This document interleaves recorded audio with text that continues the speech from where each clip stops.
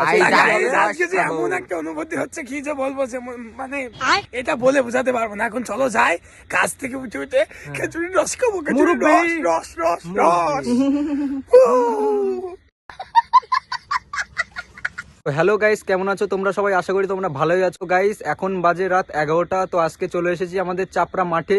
তো এখানে খেজুরের রস খেতে এসেছি। তো চলো খেজুরের রস আছে কি না সেটাই দেখতে যাচ্ছি এখন। তো চারিদিকে খুবই অন্ধকার, খুব কুয়াশা, খুব কষ্ট করে এসেছি আমরা খেজুর রস খাওয়ার জন্য। তো চলো দেখা যাক। তো এই যে খেজুর গাছ রয়েছে এখানে একটা, এখানে কিন্তু কোনো রস নেই। হাড়ি দেখছেন, মাঠে দেখতে পারছো খুবই অন্ধকার। সামনে চন্দ্রমল্লিকা চাষ হয়, সেই আলোগুলোই জ্বলছে। তো চলো দেখা যাক। ওরা সবাই পাশেই রয়েছে, ওরা যাচ্ছে, আমি এই ব্লগ শুট করতে করতে যাচ্ছি। তো চলো খেজুরের রস আছে কি না। এটা কি গাইস, আমাদের সাথে কি হলো? এটা কি? এটা কে ওখানে? কে কে তুমি? কে? Hello hello hello.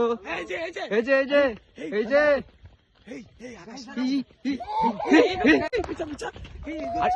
গাইস, কিন্তু আমাদের দিকে এগিয়ে আসছে। ভয়ঙ্কর একটা ব্যাপার, আমাদের দিকে এগিয়ে আসছে। এটা কি আমরা কেউ জানি না। আমাদের দিকেই তেড়ে আসছে, আমাদের দিকেই আসছে।